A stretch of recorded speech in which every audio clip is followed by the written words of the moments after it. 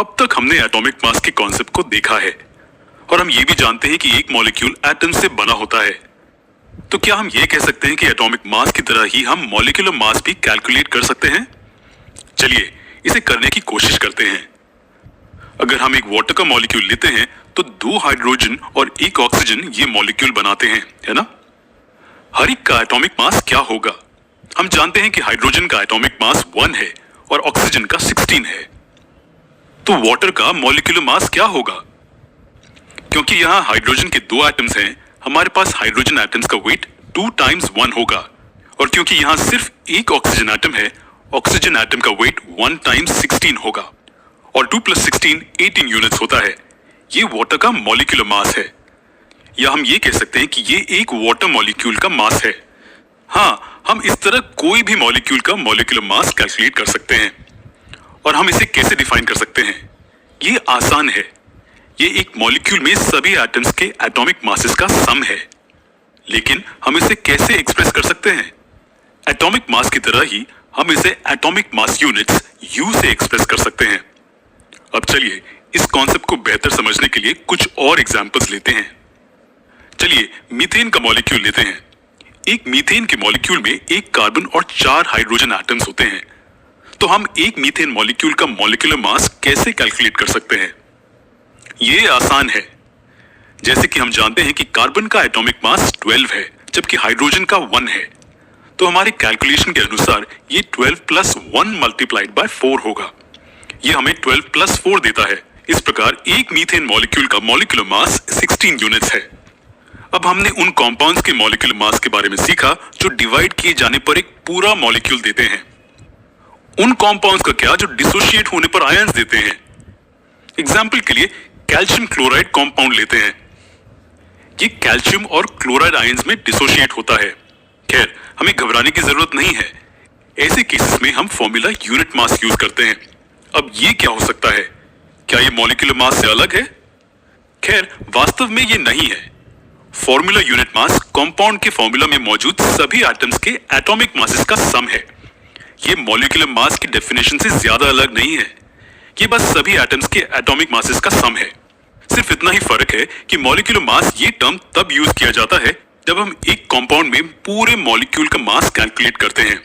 दूसरी ओर formula unit mass तब use होता है जब हम उन कंपाउंड्स के साथ डील करते हैं जो आयंस में डिसोशिएट होते हैं। चलिए कैल्शियम क्लोराइड पर वापस आते हैं। कैल्शियम का एटॉमिक मास 40 है जबकि क्लोरीन का 35.5 है। दोनों को ऐड करने से हमें 40 + 2 टाइम्स 35.5 मिलता है, जो कि 40 एडेड विद 71 है। इसलिए कैल्शियम क्लोराइड का फॉर्मूला यूनिट मास 111 यूनिट्स है। चलिए इस कॉन्सेप्ट को समझने के लिए दूसरा एग्जाम्पल लेते हैं। हम पोटेशियम कार्बोनेट लेते हैं जिसे K2CO3 लिखा जाता है। हम जानते हैं कि पोटेशियम का एटॉमिक मास 39 है जबकि कार्बन का 12 है और ऑक्सीजन का एटॉमिक मास 16 है। क्या आप पोटेशियम कार्बोनेट का फॉर्मूला यूनिट मास ढूंढ सकते हैं? कैलकुलेशंस के बाद हमें आंसर 138 यूनिट्स मिलता है। ये मॉलिक्यूलर मास और फॉर्मूला यूनिट मास के बारे में था। मॉलिक्यूलर मास जो कि एक अकेले मॉलिक्यूल का मास है या एक मॉलिक्यूल में सभी एटम्स के एटॉमिक मासेस का सम है। फॉर्मूला यूनिट मास भी एक कंपाउंड के फॉर्मूला में सभी एटम्स के मासेस का सम है। हालांकि फर्क इतना ही है कि फॉर्मूला यूनिट मास उन कंपाउंड्स के लिए यूज किया जाता है जो आयंस बनाने के लिए डिसोशिएट होते हैं। चलिए अब आगे बढ़ते हैं। जब हम किसी भी सुपरमार्केट में जाते हैं, हम हमेशा स्टैंडर्ड वैल्यूज यूज करके चीज खरीदते हैं। दूसरे शब्दों में हम हमेशा 1 किलोग्राम चावल लेते हैं या 200 मिलीलीटर फ्रूट जूस। फलों को कभी कभी हम डजन यूनिट का उपयोग करके खरीदते हैं। 1 डजन का मतलब होता है 12। इन टर्म्स को हम रोजाना इस्तेमाल करते हैं। लेकिन क्या होगा अगर हमें किसी चीज को उसमें मौजूद छोटे पार्टिकल्स की मात्रा की टर्म्स में गिनना हो? चलिए इसे हम डिटेल में एक्सप्लेन करते हैं। इस प्योर गोल्ड कॉइन को देखते हुए क्या आप बता सकते हैं कि इसमें कितने गोल्ड एटम्स मौजूद हैं? या रुकिए, इस पानी के ग्लास को देखते हुए क्या आप बता सकते हैं कि इसमें पानी के कितने मॉलिक्यूल्स मौजूद हैं? आप शायद कहेंगे कि इन एग्जाम्पल्स में एटम्स या मॉलिक्यूल्स की मात्रा को कैलकुलेट करना प्रैक्टिकली नामुमकिन है। लेकिन आश्चर्यजनक रूप से केमिस्ट्री के पास इसका भी आंसर है। ये हमें मोल के कॉन्सेप्ट पर लाता है। इसका क्या मतलब है? ये बहुत आसान है। किसी भी चीज के एक मोल के अंदर 6.022 टाइम्स 10⁻23 एटम्स या मॉलिक्यूल्स या फिर पार्टिकल्स मौजूद होते हैं। ये नंबर बहुत बड़ा है ना? अगर हम जीरोस को लिखें तो ये नंबर कुछ ऐसा दिखेगा। किसी भी चीज के एक मोल में इतने पार्टिकल्स होते हैं। अब मान लीजिए हम ऐसा सब्सटेंस लेते हैं जिसमें पार्टिकल्स की मात्रा 3 गुना है, तब हम कह सकते हैं कि ये इस सब्सटेंस का 3 मोल्स है। और क्या होगा अगर हमारे पास एक ऐसा सब्सटेंस हो जिसमें इसके 8 गुना पार्टिकल्स की मात्रा हो? जी हाँ, ये उस सब्सटेंस का 8 मोल्स होगा। ये किसी भी सब्सटेंस के मोल का बेसिक कॉन्सेप्ट है। चलिए देखते हैं कि आपको ये कॉन्सेप्ट अच्छे से समझा है या नहीं। अब यहाँ प्योर गोल्ड का एक मोल है, इसमें कितने एटम्स होंगे? जी हाँ, क्योंकि इसमें एक मोल है, इसमें 6.022 टाइम्स 10⁻23 एटम्स होंगे। उसी तरह प्योर वाटर के एक मोल के अंदर 6.022 टाइम्स 10⁻23 वाटर मॉलिक्यूल्स होंगे। तो क्या हम इस तरह से मोल को डिफाइन कर सकते हैं? 6.022 टाइम्स 10⁻23 एटम्स या मॉलिक्यूल्स या फिर पार्टिकल्स। खैर, ये इसे समझने का सबसे आसान तरीका है। चलिए एक एग्जाम्पल लेते हैं। हमारे पास एक बैग है जिसमें 6.022 टाइम्स 10⁻23 हाइड्रोजन एटम्स हैं। तब क्या हम कह सकते हैं कि ये हाइड्रोजन का एक मोल है? जी हाँ, सही, आसान है ना? रुकिए, हम अभी मोल के कॉन्सेप्ट को सरल शब्दों में समझते हैं, लेकिन हमें अभी भी एक मोल के साइंटिफिक डेफिनेशन को देखना बाकी है। और ये कौन सा नंबर है? क्या इसका कोई स्पेशल नाम है? इसी चीज का एक मोल और कुछ नहीं लेकिन 6.022 टाइम्स 10⁻23 पार्टिकल्स होता है। ये एटम्स हो सकते हैं या मॉलिक्यूल्स या और कुछ भी हो सकता है। अगर हम आपको प्योर गोल्ड का एक मोल दें तो इसमें मौजूद नंबर ऑफ एटम्स किसके बराबर होंगे? जी हाँ, इतने सारे एटम्स के बराबर होंगे। और प्योर वाटर के एक मोल में इतने मॉलिक्यूल्स होंगे। लेकिन मोल की साइंटिफिक डेफिनेशन क्या है? साइंटिफिकली एक मोल सब्सटेंस की वो मात्रा होता है जिसमें उतने ही एटम्स, मॉलिक्यूल्स या पार्टिकल्स की संख्या होती है जितने की कार्बन 12 के 12 ग्राम्स में एटम्स होते हैं। जी हाँ, हमें भी पहली बार पढ़ने से ये नहीं समझा था, लेकिन आपके लिए इसे आसान बनाते हैं। इस डेफिनेशन को स्क्रीन से निकाल देते हैं। अब हमारे पास जो स्क्रीन पर 12 ग्राम्स ऑफ कार्बन 12 है। कार्बन 12 कार्बन के आइसोटोप्स में से एक है। अब कार्बन 12 के 12 ग्राम्स को स्टैंडर्ड लिया गया था। इसके बारे में क्या स्पेशल है? क्या आप अनुमान लगा सकते हैं कि यहाँ कितने एटम्स हैं?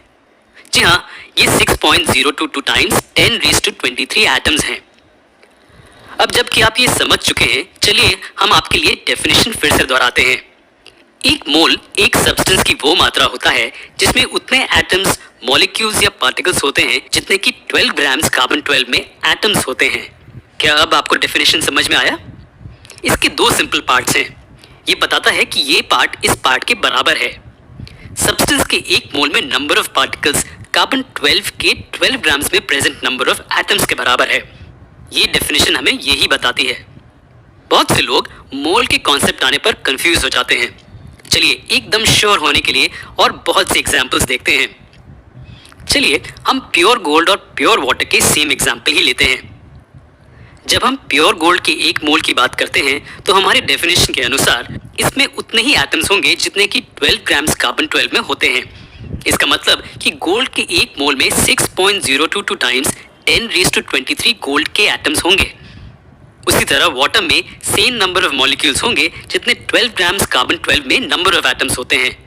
इसका मतलब इसमें 6.022 टाइम्स 10⁻23 वाटर के मॉलिक्यूल्स होंगे। याद रखिए कि डेफिनेशन कार्बन 12 को स्टैंडर्ड के तौर पर यूज करती है। इसे सब्सटेंस में मौजूद नंबर ऑफ एटम्स या मॉलिक्यूल्स या पार्टिकल्स को कंपेयर करने के लिए यूज किया जाता है। लेकिन इस नंबर के पीछे रहस्य क्या है? लोरेंजो रोमानो अमेडियो कार्लो एवोगाड्रो नामक एक साइंटिस्ट इस कॉन्सेप्ट के साथ आए थे। हम जानते हैं कि नाम बहुत लंबा है तो इसलिए हम इन्हें एवोगाड्रो कहेंगे। तो 6.022 टाइम्स 10⁻23 को एवोगाड्रोस नंबर कहा जाता है। ये सिर्फ क्वांटिटीज को रिप्रेजेंट करने के लिए एक नंबर है। ये उसके समान है जैसे हमने 2 के लिए पेयर शब्द का यूज किया था। या 12 को रिप्रेजेंट करने के लिए डजन शब्द का यूज किया था। उसी तरह एवोगाड्रोस नंबर किसी भी एंटिटी के 6.022 टाइम्स 10⁻23 मात्रा को रिप्रेजेंट करने के लिए यूज किया जाता है। तो क्या हम दुकान पर जाकर ये कह सकते हैं कि हमें एवोगाड्रोस नंबर जितनी चॉकलेट्स चाहिए? बिल्कुल, हम ये कह सकते हैं। प्रॉब्लम सिर्फ ये होगी कि उस दुकान में इतनी सारी चॉकलेट्स नहीं होंगी और ना ही हम इतनी सारी चॉकलेट्स घर वापस ला पाएंगे। चलिए एवोगाड्रोस नंबर पर वापस आते हैं। एवोगाड्रोस नंबर किसी दूसरे नंबर की तरह है जो क्वांटिटीज को रिप्रेजेंट करने के लिए यूज किया जाता है, लेकिन ये नंबर इतना बड़ा है कि इसे अपनी रोजाना जिंदगी में यूज करना ना ही पॉसिबल है और ना ही एडवाइजेबल है। तो फिर ये नंबर एग्जिस्ट क्यों करता है अगर हम इसे यूज नहीं कर सकते? लेकिन ये केमिस्ट्स जो एटम्स, मॉलिक्यूल्स, इलेक्ट्रॉन्स और बहुत सारी ऐसी छोटी एंटिटीज के साथ काम करते हैं, उनकी मदद करता है। इसी कारण से ये कोई भी सब्सटेंस के एक मोल को कैलकुलेट करने के लिए यूज किया जाता है। चलिए एक आखिरी कॉन्सेप्ट की बात करते हैं। हम जानते हैं कि कार्बन 12 का एक मोल कार्बन 12 के 12 ग्राम्स होता है। ये इसलिए क्योंकि कार्बन 12 के 12 ग्राम्स में एवोगाड्रोस नंबर ऑफ एटम्स होते हैं। अब हम आपसे एक क्वेश्चन पूछते हैं। अगर आप इसका सही आंसर देते हैं तो इसका मतलब है कि आपको मोल का कॉन्सेप्ट समझ आ गया है। प्योर गोल्ड के एक मोल का मास क्या होगा? क्या वो 12 ग्राम्स होगा? आंसर है नहीं, ये 12 ग्राम्स नहीं होगा। नोट कीजिए कि दोनों केसेस में नंबर ऑफ एटम्स सेम ही होंगे, लेकिन गोल्ड के एटम का मास कार्बन 12 के एटम के मास से अलग है। इसलिए गोल्ड के 1 मोल का मास निश्चित कार्बन 12 के 1 मोल के मास से अलग होगा। तो गोल्ड का 1 मोल का वजन लगभग 196.97 ग्राम्स होगा। ये इसलिए क्योंकि गोल्ड एटम का मास कार्बन 12 एटम्स के मास से अलग है। उसी तरह वाटर के 1 मोल में एवोगाड्रोस नंबर ऑफ मॉलिक्यूल्स होंगे, लेकिन इसका वजन 12 ग्राम्स नहीं होगा। तो अगर हम वाटर का 1 मोल लें और उसका मास ढूंढें, हमें आंसर 18.015 ग्राम्स ऑफ वाटर मिलता है। और हम श्योर हैं कि आप जानते हैं ये क्यों है। तुलना के लिए अगर हम गोल्ड का 1 मोल, सिल्वर का 1 मोल और कॉपर का 1 मोल लें तो सभी में सेम नंबर ऑफ एटम्स होंगे, जो कि 6.022 टाइम्स 10⁻23 एटम्स हैं। ये नंबर एवोगाड्रोस नंबर है। खैर, हर एक का मास अलग होगा,